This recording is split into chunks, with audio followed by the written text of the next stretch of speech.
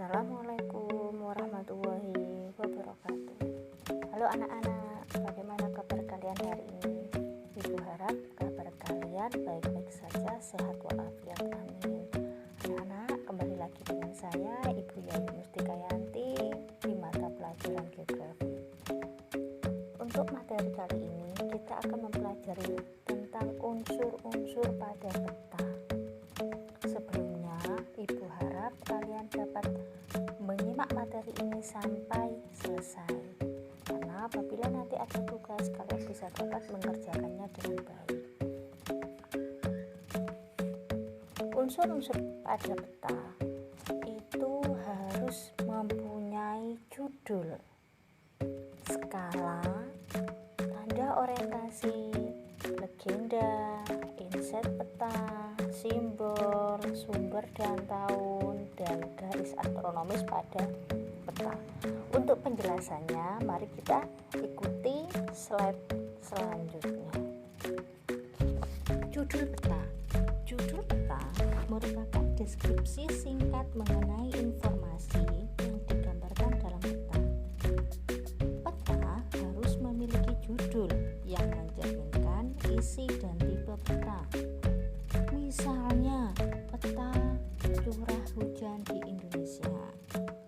Penulisan judul itu harus diletakkan di sembarang tempat, asalkan tidak mengganggu peta utama. Yang kedua, ada skala peta. Skala peta merupakan perbandingan jarak pada peta dengan jarak sebenarnya di permukaan bumi. Penulisan skala biasanya diletakkan di bawah arah mata angin.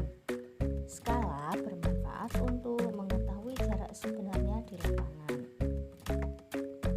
Skala pada peta dapat dibedakan menjadi dua, yaitu skala numerik atau skala angka. Merupakan skala peta yang dinyatakan dengan angka atau bilangan pecahan. Misalnya, pada peta tertulis skala 1:200.000. Hal ini artinya pada setiap jarak 1 cm di peta sama dengan jarak 200 cm atau 2 km di permukaan bumi. Skala yang kedua adalah skala grafis. Skala pada peta yang dinyatakan dengan gambar atau garis lurus yang memiliki panjang tertentu dan dibagi dalam beberapa bagian yang sama, seperti pada gambar di bawah ini ya. Setiap ruas berukuran 1 cm mewakili jarak tertentu sesuai dengan keinginan pembuat peta. Misalnya seperti gambar di bawah ini. Setiap ruas tersebut panjangnya memiliki 1 cm. Nah, maksudnya di situ 1 cm mewakili 10 km di permukaan bumi. Skala numeriknya berarti adalah 1/1000 cm. Yang kedua adalah tanda orientasi atau kata lainnya tanda panah. Tanda panah atau orientasi adalah petunjuk arah mata angin pada peta, merupakan suatu simbol petunjuk arah dan bukan semata-mata arah mata angin. Pencantuman tanda orientasi ini memiliki arti yang cukup penting bagi suatu peta, yaitu untuk menghindari kekeliruan.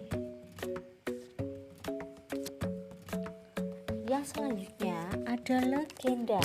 Legenda merupakan keterangan atau penjelasan dari simbol-simbol yang terdapat dalam peta. Tujuannya adalah untuk mempermudah pembaca dalam memahami isi peta.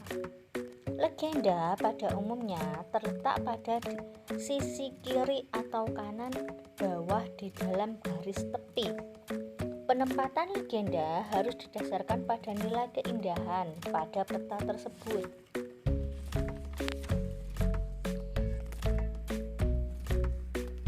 Simbol peta. Simbol peta merupakan tanda-tanda konvensional atau gambar yang digunakan untuk mewakili kenampakan yang terdapat di permukaan bumi. Simbol yang baik adalah simbol yang mudah dikenali oleh pembacanya. Syarat-syarat simbol yang baik adalah: pertama, sederhana. Yang kedua, mudah digambar. Yang ketiga, mudah dibaca. Yang keempat, bersifat umum. Nah, pada simbol dasar ini, pada peta diklasifikasikan menjadi 3, yaitu ada simbol titik, simbol garis, dan simbol area. Simbol titik digunakan untuk menyajikan tempat atau data proporsional. Misalnya, simbol titik menggambarkan ibu kota negara, ibu kota provinsi, ibu kota kabupaten, bandar udara, gunung api tidak aktif, dan gunung berapi. Simbol garis. Simbol garis digunakan untuk menyajikan data geografis yang berhubungan dengan jarak. Misalnya, simbol garis untuk jalan raya, simbol garis untuk sungai, batas negara, dan sebagainya. Yang ketiga, ada simbol area. Simbol area digunakan untuk menyatakan unsur-unsur yang ada dalam daerah tertentu, misalnya kebun kelapa, danau, rawa, seperti yang ada di contoh di samping. Insert peta atau peta sisipan. Peta insert atau peta sisipan adalah peta kecil tambahan yang memberikan kejelasan yang terdapat dalam peta. Fungsinya menunjukkan lokasi-lokasi yang penting, menggambarkan suatu wilayah yang tidak tergambarkan pada peta karena keterbatasan media gambar. Yang ketiga, menunjukkan letak lokasi yang dipetakan terhadap lokasi yang lebih luas. Ini contoh peta insert. Pada peta di situ ada peta administrasi Kabupaten Sumeneb. Di bawah ada peta Kabupaten Sumeneb, itu adalah peta insertnya, peta secara umumnya di situ. Yang selanjutnya adalah garis astronomis. Garis astronomis pada peta terdiri atas garis lintang dan garis bujur atau meridian. Garis lintang 0 derajat terdapat di sepanjang khatulistiwa.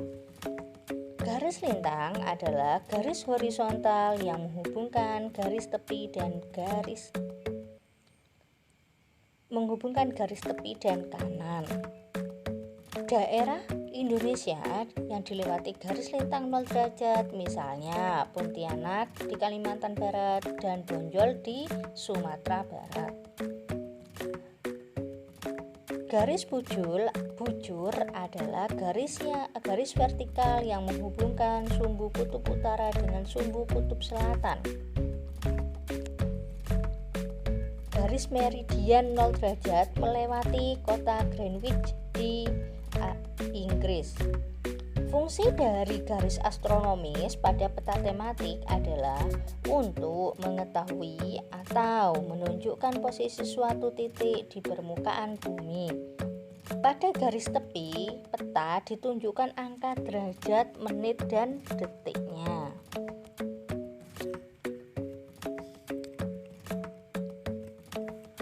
Sumber dan tahun pembuatan peta.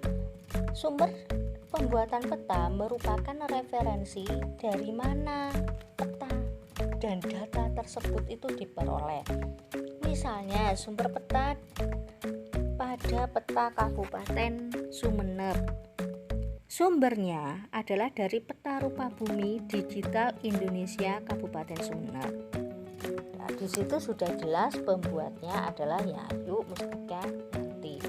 Dari mana? Asalnya sudah ada, pembuatnya siapa juga sudah ada. pembuatan peta itu perlu dicantumkan untuk peta-peta yang menggambarkan data atau keadaan yang sering mengalami perubahan, terutama kedudukan sosial.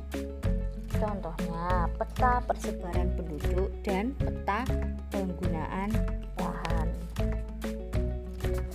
Terima kasih, semoga bermanfaat materi yang saya berikan kali ini. Pesan Bu Yayu, tetap jaga kesehatan, di rumah saja, tidak usah keluar rumah apabila tidak penting, tetap menggunakan masker apabila keluar dan tidak lupa untuk mencuci tangan. Terima kasih. Wassalamualaikum warahmatullahi wabarakatuh.